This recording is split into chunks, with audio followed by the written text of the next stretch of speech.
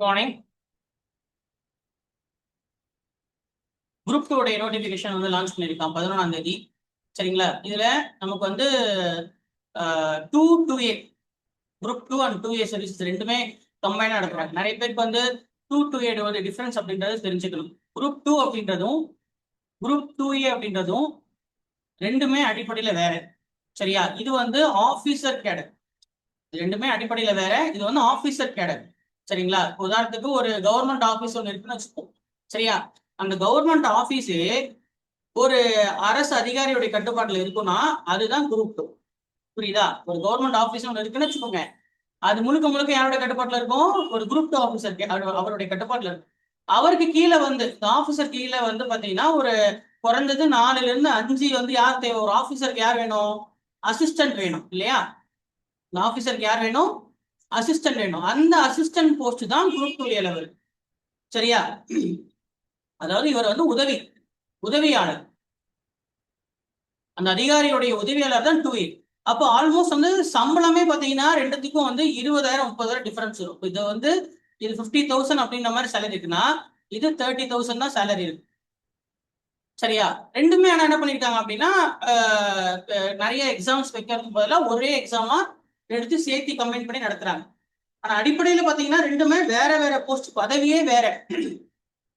அப்போ குரூப் 4ங்கிறது என்ன? அடுத்த கேள்வி உங்களுக்கு வரலாம். குரூப் 4ங்கிறது என்ன மாதிரினா, இப்ப இந்த அசிஸ்டன்ட் இருக்காரு இல்லையா, இந்த அசிஸ்டன்ட்டுக்கு ஒரு 4 பேர் ஜூனியர் தேவை. யாரு? இந்த உதவியாளருக்கு என்ன வேணும்? ஜூனியர் வேணும். அதனாலதான் இந்த பணிக்கு பேர் என்னன்னா ஜூனியர் அசிஸ்டன்ட். குரூப் 4ல வர்றது எல்லாமே என்ன பண்ணி? Junior assistant. குரூப் 2ல வர்றது எல்லாமே அசிஸ்டன்ட். அவருக்கு மேல இருக்கக்கூடிய ஆபீசர். இப்ப இந்த இவர் எதோடைய ஆபீசரு? இப்போ உதாரணத்துக்கு வந்து ஏதோ ஒரு ரெஜிஸ்டர் டிபார்ட்மெண்ட்னு வச்சுப்போம். ஒரு பதிவுத்துறை. இன்னைக்கு கல்யாணம் அப்படின்னாலும் சரி, பத்திரத்தை பதிவு பண்ணாலும் சரி, எல்லாமே எங்க போவோம்? நம்ம ரெஜிஸ்டர் ஆஃபீஸ் போவோம். கேள்விப்பட்டிருக்கீங்க இல்லையா? கல்யாணம் பண்ணா பதிவு பண்ணணும்ல. எல்லாத்தையுமே அரசாங்கத்துல நீங்க ஏதாவது பதிவு பண்ணணும்னா அதுக்குன்னு கவர்மெண்ட் கட்டி வச்சிருக்கக்கூடிய ஆபீஸ் எது? Register department. அப்ப இந்த ரெஜிஸ்டர் டிபார்ட்மெண்ட் இருக்குல்ல, இந்த பதிவுத்துறை இருக்கு இல்லையா, இந்த பதிவுத்துறையுடைய ஆபீஸ் வந்து ஒரு மாவட்டம் எடுத்துட்டீங்கன்னா ஒவ்வொரு தாலுக்கும் என்ன இருக்கும்? ஒவ்வொரு தாலுக்கும் ஒரு பிளாக்கு என்ன இருக்கும்? ஒரு ஆபீஸ் இருக்கும். கண்டிப்பா இருக்கும்ல. ஒரு மாவட்டம் நாமக்கல் எடுத்துட்டீங்கன்னா நாமக்கலுக்கு ஒண்ணு, பரமத்திக்கு ஒண்ணு, சரிங்களா, ராசிபுரத்துக்கு ஒண்ணு, திருச்செங்கோடுக்கு ஒண்ணு, மோகனூருக்கு ஒண்ணு. இது எல்லாமே இதுலதான் வருது. பிளாக்ல தான் வருது. நாமக்கல் எடுத்துட்டீங்கன்னா நாமக்கல் மாவட்டத்துல, நாமக்கல்ங்கிறது முழு மாவட்டம். கரெக்டா? இப்ப இந்த மாவட்டத்துல வந்து பாத்தீங்கன்னா என்னென்ன இருக்கு பாருங்க. ராசிபுரம்னு ஒரு ஊர் இருக்கு இல்லையா? ராசிபுரம்னு ஒண்ணு ஊர் இருக்கு. அதுக்கப்புறம் புதுச்சத்திரம்னு ஒண்ணு இருக்கு பாருங்க. புதுச்சத்திரம்னு ஒண்ணு இருக்கு. அதுக்கப்புறம் திருச்செங்கோடு இருக்கு, வேலங்கொண்டப்பட்டி இருக்கு. இந்த மாதிரி நிறைய ஊர்கள் இருக்கு இல்லையா? அதை என்ன பண்ணிருப்பாங்க கவர்மெண்ட் வந்து? அது ஒரு பிளாக்கா பிரிச்சிருப்பாங்க. சரியா? என்ன பண்ணிருப்பாங்க? பிளாக். அப்போ ஒவ்வொரு ஊருக்கும் என்ன இருக்கும்? உதாரணத்துக்கு ராசிபுரத்துல இருக்கிறவங்க வந்து நாமக்கலுக்கு வந்தா பதிவு பண்ணிட்டு போவாங்க இல்ல. அப்போ ஒவ்வொரு ஊருக்கும் ஒரு மாவட்டம் எடுத்துட்டீங்கன்னா ஒரு 5 இல்ல ஒரு 6 ஆபீஸாவது இருக்கணும்ல. ஒரு எவ்ரி டிஸ்ட்ரிக்ட்டுக்கு எல்லா டிபார்ட்மெண்ட்லயும் என்ன இருக்கும்? எவ்ரி டிஸ்ட்ரிக்ட்டுக்கு வந்து எல்லா டிபார்ட்மெண்ட்டுக்கும் ரீஜனல் ஆபீசஸ் இருக்கும். ரீஜன் ஒவ்வொரு பிராந்தியத்துக்கு ஏற்ற மாதிரி என்ன இருக்கும்? ஆபீஸ் இருக்கும். அந்த ஆபீஸ் வந்து அந்த ஆபீஸோட ஹெட் தான் யாரு? ரெஜிஸ்டர் டிபார்ட்மெண்ட்டுடைய ஆபீஸோட ஹெட் வந்து சப் ரெஜிஸ்ட்ரார். தமிழ்ல துணை சார்பதிவாளர். இந்த துணை சார்பதிவாளர் அந்த ரெஜிஸ்டர் ஆபீஸோடைய ஹெட். இப்ப இந்த துணை சார்பதிவாளர் வந்து எங்க இருக்கு அப்படின்னு கேட்டீங்கன்னா இங்க இருக்கணும். சரிங்களா? இந்த வருஷம் கொடுத்துருக்கான் பாருங்க சப் ரெஜிஸ்டார். அப்ப ரெஜிஸ்டர் டிபார்ட்மெண்ட் தமிழ்நாட்டுடைய பதிவுத்துறையுடைய ஹெட் யாரு? குரூப் 2ல சப் ரெஜிஸ்டர். எத்தனை போஸ்ட் கொடுத்துருக்கான்? வெறும் 3 போஸ்ட் கொடுத்துருக்கான். சரியா? அப்ப அந்த ரெஜிஸ்டர் ஆபீஸ்ல அவர் மெயின் ஒரு ரூம்ல இருப்பார், ஆபீஸ் ரூம்ல இருப்பார். அவருக்கு கீழே வந்து பாத்தீங்கன்னா என்ன ஒரு 4 அசிஸ்டன்ட் தேவை. அந்த 4 அசிஸ்டன்ட்டுக்கு ஒரு 4-5 ஜூனியர் தேவை. எவ்வளவு இருப்பாங்கிறது அந்த இடத்துல எவ்வளவு வேலை நடக்குதுங்கிறத பொறுத்து ஆள் வந்து ரெடி பண்ணுவாங்க.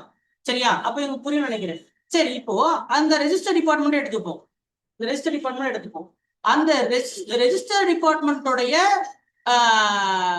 மாவட்டத்தில் இருக்கக்கூடிய 4 ஆபீஸ் இருக்குன்னா அந்த 4 ஆபீஸ்க்கும் சேர்த்து 4 ஆபீஸ்க்கும் 4 சப் ரெஜிஸ்டர் இருப்பார். அப்போ 4 சப் ரெஜிஸ்டர் எஸ்ஆர் இருப்பார். இங்க ஒரு எஸ்ஆர், ஒரு எஸ்ஆர், இங்க ஒரு எஸ்ஆர், இங்க ஒரு எஸ்ஆர் இருப்பாங்க.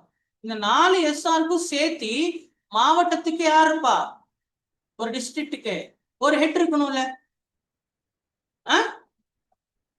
நாமக்கல் மாவட்டத்துக்குன்னு ஒரு என்ன இருக்கணும்? பதிவுத்துறையுடைய ஒரு தலைமை பொறுப்புல ஒருத்தர் இருக்கணும். அவருக்கு கீழே தான் அந்த ஒவ்வொரு பிளாக்லயும் என்ன இருக்கும்? அந்த டிபார்ட்மெண்ட் இருக்கும்.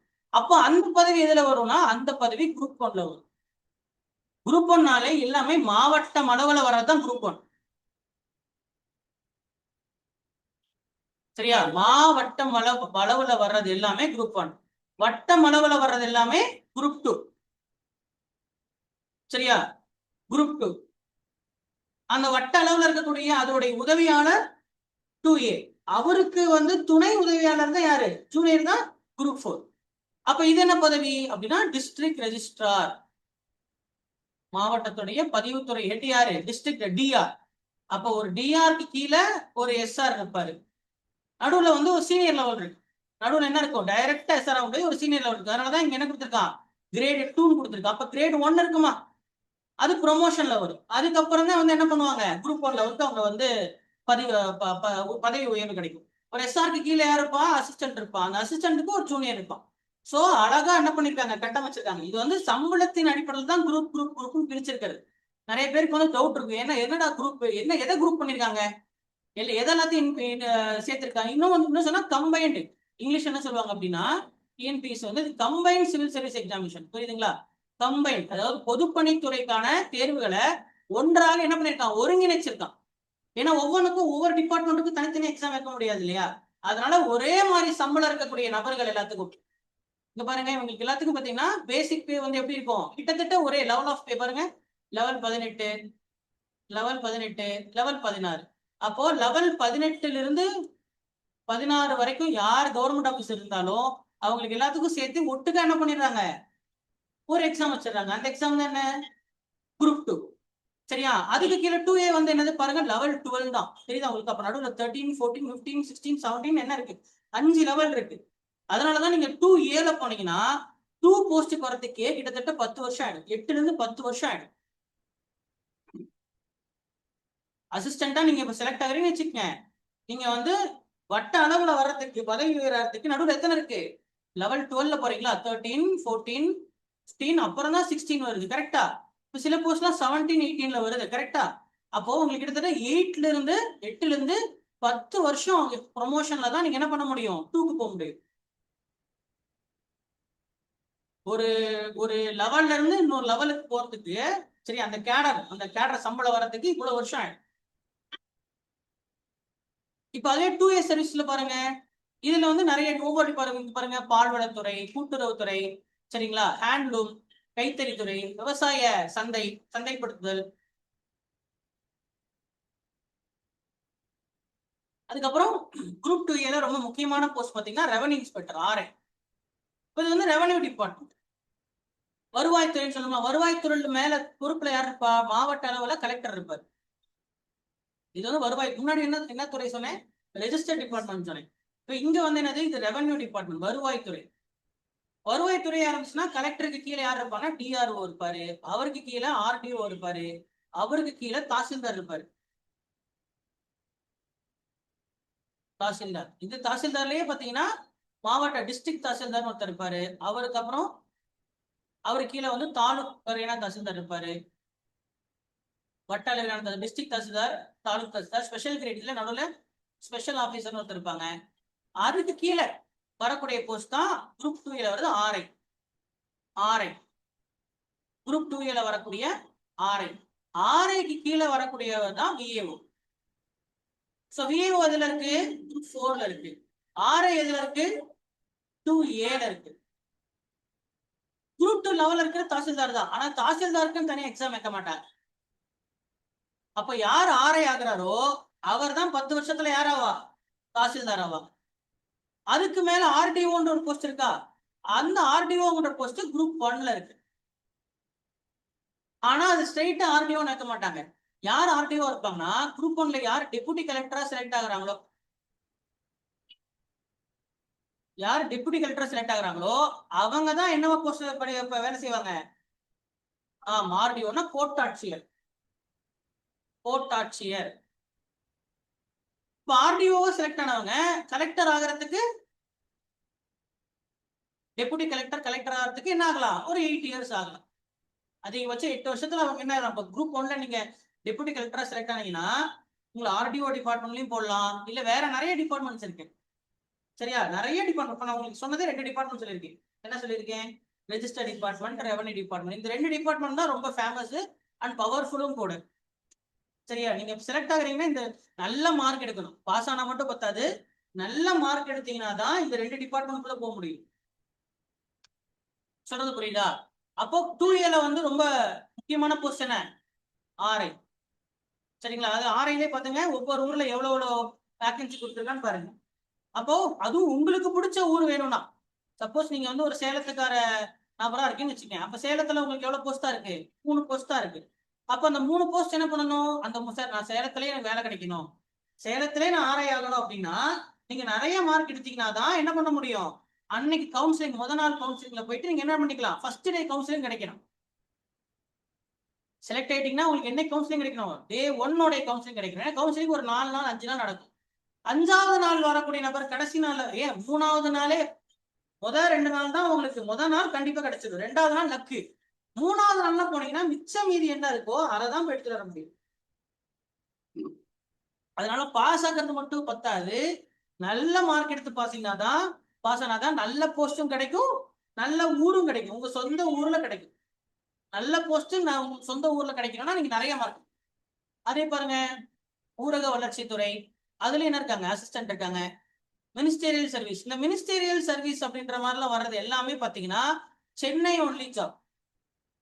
சரியா, அதிகமா என்ன இருக்கும் மினிஸ்டீரியல். அதே போல இங்க ஸ்பெஷல் பிரான்ச் அசிஸ்டன்ட் பாருங்க, ஸ்பெஷல் பிரான்ச் அசிஸ்டன்ட், இது எல்லாமே அசிஸ்டன்ட் செக்ஷன் ஆபீசர், ஏஎஸ்ஓன்னு வருது இல்லையா, இது எல்லாமே சென்னையில மட்டும்தான் posting. Special assistant, special branch assistant பாருங்க, மினிஸ்டீரியல் சர்வீஸ் இருக்குல்ல. அப்ப மினிஸ்டர் செக்ரட்டேரியட்டும் மினிஸ்டரியல் எங்க இருக்கு, அப்ப அங்க உங்களுக்கு சென்னையில ஆபீஸ் வச்சுக்கிட்டு உங்களுக்கு உங்க சொந்த ஊர்ல போட முடியும். என்ன சொல்றேன்னு புரியுதா? செக்ரட்டரியேட் தெரியுங்களப்பா, தமிழ்நாடோட செக்ரட்டரியேட் பாத்துருக்கீங்களா இல்லையா?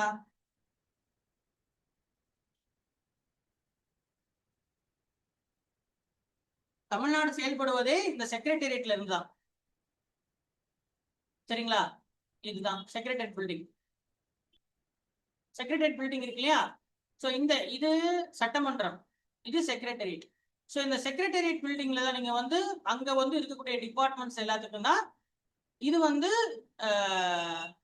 முனிசிபாலிட்டி கார்பரேஷன் பில்டிங் இது. சரி, ரிப்பன் பில்டிங் சொல்லுவாங்க. இது ஜார்ஜ் கோட்டை, வெள்ளக்காரன் கட்டின ஜார்ஜ் கோட்டை, ஜார்ஜ் ஃபோர்ட். இது நம்ம ஆளுங்க கட்டினது. இந்த பில்டிங் வந்து யார் கட்டினா, இப்ப சுதந்திரத்துக்கு அப்புறம் கட்டினது. இதெல்லாம் வெள்ளக்காரன் கட்டினது, ரிப்பன் பில்டிங். சரியா, இது சென்னை மாநகராட்சியோடைய இது. இப்போ மாநகராட்சின்னு சொல்லும் போது குரூப் 2ல முக்கியமா ஒரு போஸ்ட் வரணும், அது வந்திருக்கா அப்படின்னு பார்த்தோம்னா முனிசிபாலிட்டி கமிஷனர். 2 சர்வீஸ்ல வர்றது என்னது, மிக முக்கியமான போஸ்ட் முனிசிபாலிட்டி கமிஷனர். என்ன இல்லை, முனிசிபாலிட்டி கமிஷனர் காணவில்லை, முனிசிபாலிட்டி கமிஷனரே இல்லை.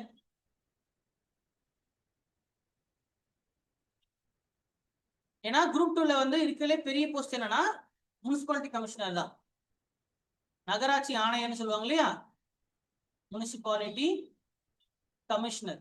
ஆனா இந்த வருஷம் கொடுக்கல. ஒரு நகராட்சினா நீங்க யோசிச்சு பாருங்களேன், ஒரு மாவட்டத்துல எதெல்லாம் பெரிய பெரிய பில்டிங், பெரிய பெரிய பில்டிங்ஸ் இருக்கிறதா ஒண்ணு, கலெக்டர் ஆபீஸ் பெருசா இருக்குமா, சரி, அப்புறம் வேற என்ன ஆபீஸ் பெருசா இருக்கும், நீதிமன்றம் பெருசா இருக்கும், கோர்ட் பெருசா இருக்கும், அப்புறம் வேற என்ன இருக்கும், police, SP building, SP office பெருசா இருக்கும். ஓகேவா, அதுக்கப்புறம் பெருசா இருக்கிறது நகராட்சி பில்டிங் தான். சரியா, நகராட்சி பில்டிங் தான். ஒரு மாவட்டத்துல 4 பில்டிங்ஸ் தான் பாத்தீங்கன்னா பெருசா மாளிகை கணக்கா இருக்கும். எது என்ன, ஒண்ணு கலெக்டர் ஆபீஸ் பாத்திருக்கீங்களா இல்லையா, பெரிய வளாகமா இருக்கும், பங்களா வாட்டா இருக்கும், மாளிகை ஏட்டா இருக்கும். அப்புறம் என்ன இருக்கும், கோர்ட், அப்புறம் எஸ்பி ஆபீஸ். சரியா, அதுக்கப்புறம் 4வது பெரிய பில்டிங் அது. ஆமா, ஆனா கலெக்டர் ஆபீஸ்க்குள்ள நீங்க வரணும்னா அதுக்கு நீங்க வந்து குரூப் 1 லெவல். கோர்ட்டுங்கிறது அது நீங்க நீதித்துறை இருக்கணும். எஸ்பி ஆபீஸ்ல டிஎஸ்பி ஆகலாம், டிஎஸ்பி அதுவும் இதுல வருது, குரூப் 1ல வருது. ஆனா நான் ஒரு மாவட்டத்துடைய 4வது பெரிய பில்டிங் எது, முனிசிபாலிட்டி. அது எதுல வருது? குரூப் 2ல வருது. அதுல நீங்க என்ன பண்ண முடியும்? போக முடியும். Very powerful. ஆனா அந்த போஸ்ட் வந்து என்ன பண்ணல, இந்த வாட்டி கொடுக்கல. அப்ப நீங்க முதல்ல வந்து என்ன பண்ணணும்னா, இந்த மாதிரி என்னென்ன போஸ்ட் இருக்குலாம் பார்க்கணும். சரியா? இப்போ இதுல என்ன அதிகமான போஸ்ட் கொடுத்துருக்கான்? சப் ரிஜிஸ்டர் ஒரு 3 post, PO probationary officer. Probationary officer அப்படின்னா நன்னடத்தை ஆஃபீஸர்னு சொல்லுவாங்க. இவங்களுக்கு ஒர்க் வந்து ஜெயில தான் சார். ஜெயில இப்போ ஒரு கைதி வந்து ரிலீஸ் பண்ணணுமா இல்ல பெயில் கொடுக்கணுமா, எப்படி நடந்துக்கிறாங்க ஒரு கைதி அப்படின்றத செக் பண்றவர் தான் யாரு? பிஓ, நன்னடத்தை அலுவலர், ப்ரொபேஷனரி ஆஃபீஸர். தெரியுதா? Prison department. ஏன்னா பிரிசன்ல யாருடைய கட்டுப்பாட்டுல வருது? பிரிசன் ஜெயில் யாருடைய கட்டுப்பாடு? மாநிலம் தான். மாநில அரசாங்கத்துடைய கட்டுப்பாடு தான் சிறைச்சாலைகள் எல்லாம். கேட்டிருப்பீங்களா? இப்போ புழல் சிறை, பாளையங்கோட்டை சிறை. அப்ப அந்த ஜெயில இருக்கக்கூடிய நபர்கள் வந்து ஒழுங்கா நடக்கிறாங்களா நடக்கலையா, அவங்களுக்கு ஏதாவது நம்ம பெயில் ஜாமீன் கொடுக்கலாமா கொடுக்க கூடாதா? சில பேர்லாம் உங்களோட நன்னடத்தை காரணமாக நாங்க உங்களுக்கு முன்னாடியே ரிலீஸ் பண்றோம் அப்படிலாம் சொல்லுவாங்க. அவங்களுக்கு வந்து 8-7 வருஷம் ஜெயில் இருக்கும். ஆனா உங்களுக்கு ஜெயில ஒழுங்கா இருந்ததுனால 4 வருஷத்தை என்ன பண்ணுவாங்க? ரிலீஸ் பண்ணுவாங்க. ஆமாவா? அப்போ அந்த பவர் யாருக்கிட்ட இருக்கும்? பிஓ கிட்ட தான் இருக்கும். இது ஒரு நல்ல போஸ்ட் தான். அப்போ ஜெயில் எங்க இருக்கோ அங்கதான் உங்களுக்கு போஸ்டிங் இருக்கும். ஜெயில் ஒரு இடத்துல உங்களுக்கு ஒரு இடத்துல போஸ்டிங் போடுவாங்களா? கிடையாது. அப்ப நல்லா கவனிச்சு பாருங்க. இங்க எப்படி வந்து இவங்களுக்கு எல்லாத்துக்கும் ஒரே சம்பந்தம் என்ன? வேற வேற டிபார்ட்மெண்ட். இவங்களுக்கு எல்லாம் என்ன சம்பந்தம் நடுவுல? சம்பளம் தான் சம்பந்தம். ஒரே மாதிரி சம்பளம் இருக்கிறதுனால ஒவ்வொருத்தருக்கும் தனித்தனியா நம்ம எக்ஸாம் வைக்க வேண்டாங்கிறதுக்காக என்ன பண்ணிட்டான்? எல்லா பொதுப்பணி சம்பளம் ஒன்னா இருக்கிறது எல்லாத்தையும் என்ன பண்ணிட்டான்? கம்பைண்டா பண்ணிட்டான். அதனாலதான் கம்பைன் சிவில் சர்வீஸ் எக்ஸாமினேஷன். அதை நம்ம குரூப்னு நினைக்கிறாங்க, வேற ஒண்ணும் கிடையாது. இது யாருக்கு புரியுது? புரியுது எல்லாத்துக்கும்? அதனால ஆர்ஐ போஸ்ட்ங்கிறத நீங்க ஃபோக்கஸ் பண்ணணும். ஆர்ஐ போஸ்ட்ங்கிறது என்னது? நல்ல போஸ்ட். சரியா? ஓகே. சோ இப்படிதான் வந்து போஸ்ட் வச்சிருக்காங்க. இதுல வந்து ஏஜ் லிமிட்ங்கிறது பாத்தீங்கன்னா, சிலருக்கு வந்து இப்ப நீங்க டிகிரி முடிச்சிருக்குன்னா உங்களுக்கு வந்து என்ன இல்ல, ஏஜ் லிமிட் வந்து நல்லாவே இருக்கு. சரிங்களா? மினிமம் ஏஜ் வந்து என்னது? சிலருக்கு 18 வயசு இருக்கு, சிலருக்கு 22 வயசு அப்படின்ற மாதிரி இருக்கு. சரிங்களா? சிலருக்கு 20 வயசுன்னு இருக்கு. அப்போ ஒவ்வொரு போஸ்ட்டுக்கும் என்னது? மினிமம் ஏஜ் வந்து மாறுது. அதே போல மேக்சிமம் ஏஜ். இப்ப நல்லா கவனிக்கணும், இதெல்லாம் கேண்டிடேட்ஸ் நாட் பிலாங்கிங், அதாவது இது வந்து அதர்ஸ்ல வராங்க. மோஸ்ட்லி அதாவது 31%, 31%. 100 போஸ்ட் இருக்குன்னா அதுல 31 போஸ்ட் என்னது? Other category. எத்தனை? ஏன்னா நம்மளோட இடஒதுக்கீடு எவ்வளோ? 69% இடஒதுக்கீடு. கோட்டால எத்தனை வருவாங்க? 69% வருவாங்க. சரியா? 31% அப்ப பேலன்ஸ் வந்து அதர்ஸ்ல வருவாங்க. அந்த 31%, அதாவது பிசி, எம்பிசி, எஸ்சி, எஸ்டி, இந்த கோட்டா இல்லாதவங்களுக்கு தான் இந்த ஏஜ் லிமிட். மேல அதர்ஸ் கொடுத்துருக்காங்க, கேண்டிடேட்ஸ் நாட் பிலாங்கிங். அப்ப கேண்டிடேட்ஸ் பிலாங்கிங் டு இங்க கொடுத்துருக்கான். இங்க பாருங்க, எஸ்சி எஸ்டி, அதாவது BC, BCM, MBC, SC ST, அது இவங்க எல்லாத்துக்கும் என்ன கிடையாது? மேக்ஸிமம் ஏஜ் பாத்தீங்கன்னா ஒரு சிலதுக்கு கிடையாது. சிலதுக்கு என்ன இருக்கு? மேக்ஸிமம் ஏஜ் கொடுத்துருக்கான். இங்க பாருங்க, சிலதுக்கு மேக்ஸிமம் ஏஜ் கிடையாது. அப்ப ஒரு சில போஸ்ட்டுக்கு மட்டும் மேக்ஸிமம் ஏஜ் கொடுத்துருக்கான். சரியா? DCTO, deputy commercial tax officer, DCTO ஆகணும்னா 37 வயசு அப்படின்ற மாதிரி கொடுத்துருக்கான். 39 for the person holding a degree in law. ஆனா மத்ததுக்குலாம் என்ன கிடையாது? மேக்ஸிமம் ஏஜ் லிமிட்டே கிடையாது. ஆனா மினிமம் ஏஜ் எல்லாத்துக்கும் இருக்கு. மினிமம் ஏஜ் வந்து அதர்ஸ்க்கு 2 பேருக்கு என்னதான்? ஒண்ணுதான். அப்போ ஒரு சில போஸ்ட் மட்டும்தான் இது.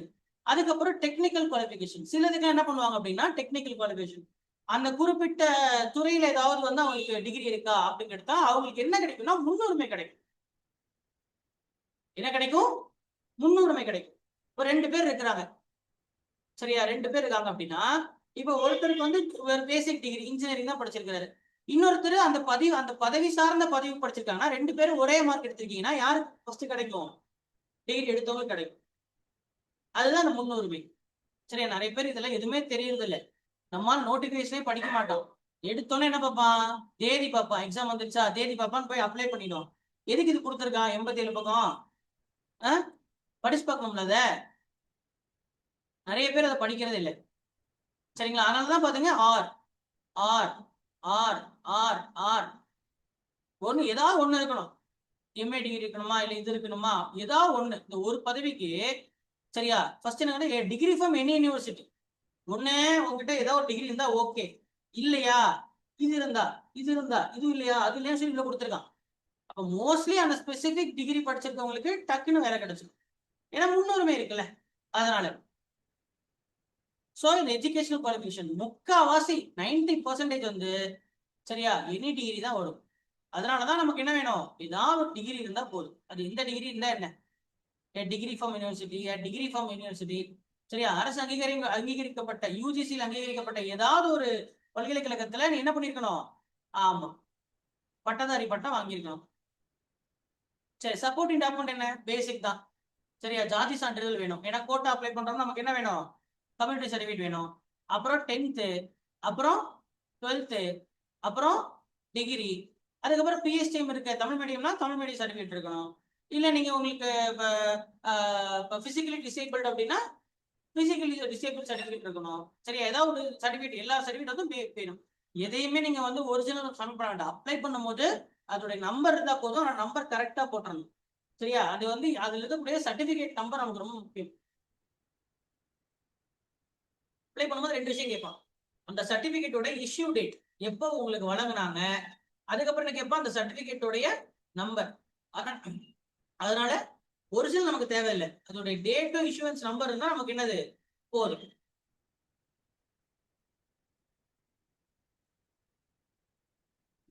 உடற்தகுதி மோஸ்ட்லி வந்து உடற்தகுதி இருந்தா போதும். சரிங்களா, ஜெனரிக்கா இருந்தா போதும்.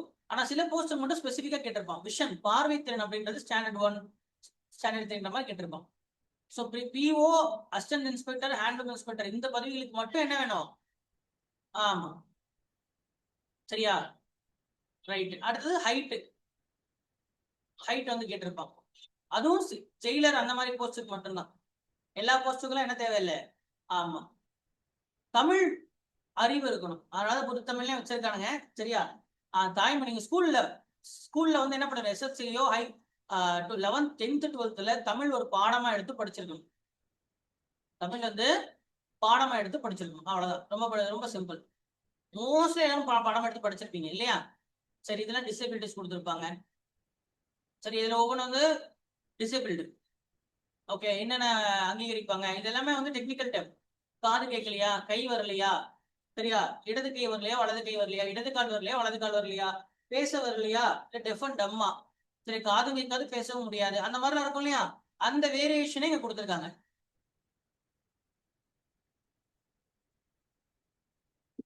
எக்ஸாமினேஷன் ஸ்கீமா இது உங்களுக்கு தெரியும் இல்லையா. 75 question GSC, 25 question maths, 100 question Tamil, 3 மணி நேரம். மினிமம் குவாலிஃபைங் மார்க்ஸ் இது நமக்கு தேவையே இல்லை. சரியா, குவாலிஃபை அது தேவையில்லை, நம்ம டாப்ல வரணும். கட் ஆஃப் வந்து பாத்தீங்கன்னா 150 பிளஸ் இருக்கணும். கட் ஆஃப் வந்து எவ்வளவு இருக்கணும், 150 பிளஸ் இருக்கணும். குரூப் 4 விட குரூப் 2 உடைய கட் ஆஃப் குறையும். என்ன காரணம்னா, இப்போ டோட்டல் வேகன்சி எவ்வளவு கொடுத்துருக்கான், டோட்டல் வேகன்சி வந்து பாத்தீங்கன்னா இங்க 41 கொடுத்துருக்கானா, இன்டு 10 போட்டுருக்கணும். அப்ப 410 பேரை செலக்ட் பண்ணுவாங்க. அதே இங்க என்ன வேகன்சி கொடுத்துருக்கான், 750. அப்ப இன்டு 10 போட்டா 7800 வேகன்சி. அங்க ஒரு 410. கரெக்டா, அப்ப 0 1 12 8210. இன்னும் எக்ஸ்ட்ரா ஒரு 200 பேர் எடுத்துப்பாங்க. கரெக்டா எடுக்க மாட்டான், எவனோ வராம போயிட்டானா, இல்ல ஆல்ரெடி போஸ்டிங் இருக்கிறவன் எழுதுவான், போஸ்டிங் இருக்கிறவங்களும் எழுதுறாங்க. அப்ப என்ன பண்ணுவான், ஒரு கிட்டத்தட்ட 8500 பேர் எடுக்கிறதுனால, புரியுதா, எதுக்கு எடுக்கிறான், ப்ரிலிம்ஸ்ல செலக்ட் ஆகுறீங்க. ஏன்னா இதுக்கப்புறம் என்ன இருக்கு, மெயின்ஸ் இருக்கு இல்லையா, அங்கதான் அந்த 10ல ஒருத்தர் செலக்ட் ஆகும். முதல்ல 10 பேரை செலக்ட் பண்றான் ஒரு பதவிக்கு, அந்த 10ல இருந்து ஒருத்தர் செலக்ட் பண்றதுக்கு மெயின்ஸ் ஒரு எக்ஸாம் இருக்கு. சரியா, அதனால கட் ஆஃப் வந்து 150 பிளஸ் அப்படின்ற மாதிரி வரும். எப்படி அப்ளை பண்ணணும், ஓகேவா, இதெல்லாம் எனக்கு கொடுத்துருக்கான். மெயின் எக்ஸாமினேஷன் குரூப் 2க்கு எப்படி வரும், 2A எப்படி வரும் கொடுத்துட்டான். Okay, general studies. ஓகே, இதுல எந்த மாற்ற கருத்தும் இல்லை, முன்னாடி எப்படியோ அதே தான் கொடுத்துருக்கான். ஓகே, போட்டோ, எக்ஸாம் எங்க நடத்த போறாங்க, மெயின் எக்ஸாம் நடத்த போறாங்க, ஃபீ பேமெண்ட் முதல் வாட்டி எழுதுறீங்கனாலே உங்களுக்கு வந்து ஃப்ரீயா எழுதிக்கலாம். அதே மாதிரி எப்பயுமே வந்து அந்த ஒன் டைம் ரெஜிஸ்ட்ரேஷன் பண்றீங்கல்ல, அதோடைய பாஸ்வேர்டும் யூசர் ஐடியும் மறந்துடாதீங்க. போன்ல வந்து கான்டாக்டா சேவ் பண்ணி வச்சுக்கோங்க, மறந்துட்டீங்கன்னா ரொம்ப கஷ்டம். ஓகே, டிசபிலிட்டிக்கான சர்டிபிகேட்டு, இதுக்கப்புறம் பெருசா அதுக்கப்புறம் நமக்கு தேவைப்படுறது வந்து எதுவும் தேவைப்படாது. ஓகேவா? அதுக்கப்புறம் சிலபஸ். சிலபஸ்ல வந்து பெருசா எந்த மாற்றமும் இல்லை. அதே சிலபஸ் தான் கொடுத்துருக்கான். எந்த மாற்றம் வந்திருக்கா? இல்ல.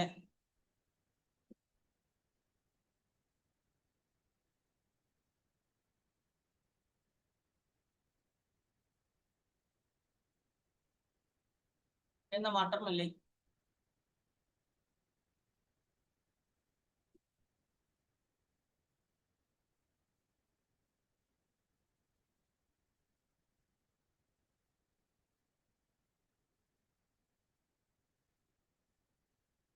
ஓகே, எந்த மாற்றமும் இல்லை. ஓகே, சரி. பொதுவாக ஜென்ரல் இங்கிலீஷ் எடுக்கலாமா ஜென்ரல் தமிழ் எடுக்கலாம்ன்ற போது ஜென்ரல் தமிழ் தான் நாங்க ப்ரிஃபர் பண்ணுவோம். ஏன்னா அப்பதான் நீ அடுத்த குரூப் 4 எழுத முடியும். இல்லைன்னா ஜென்ரல் இங்கிலீஷ் படிச்சேன்னா உனக்கு குரூப் 2 மட்டும்தான் வந்து எலிஜிபிலிட்டி ஆகுது, குரூப் 4 எழுத முடியாது.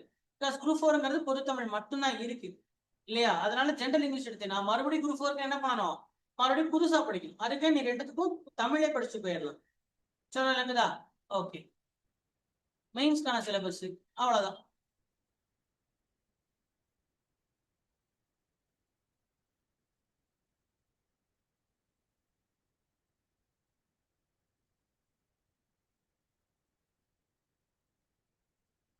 ரைட்.